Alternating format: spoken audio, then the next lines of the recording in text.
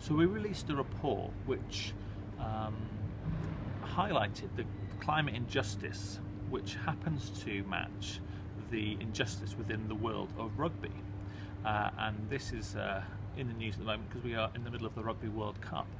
And the reason that we thought it was interesting is that the countries that take part in the Rugby World Cup, for example Tonga, Samoa, Fiji, are some of the smallest emitting countries in the world. They generate almost no carbon emissions because they're very small and they are, don't have heavy polluting industries like a lot of richer countries do.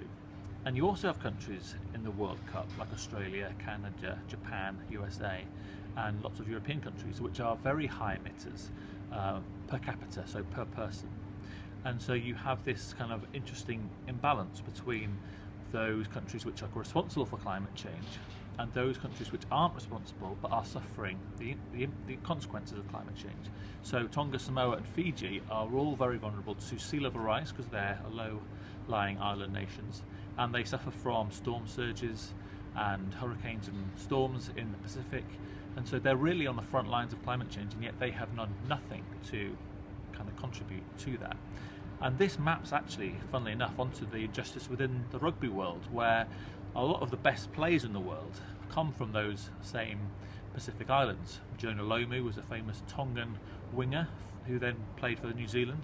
There's 4 or 5 players in the England team who come from the Pacific Islands, and a lot of these players are actually sort of poached by the richer countries like New Zealand and Australia particularly, but also England and other countries.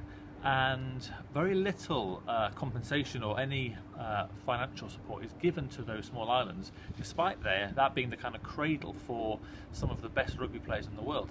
In fact, not only do they give them no thanks and no financial support, they often are excluded from big global decisions within the world of rugby. So future tournaments where that have been proposed, big lucrative international tournaments similar to World Cups, have been talked about, where they might exclude Tonga, Fiji and Samoa because they're sort of not well off and are easily sidelined.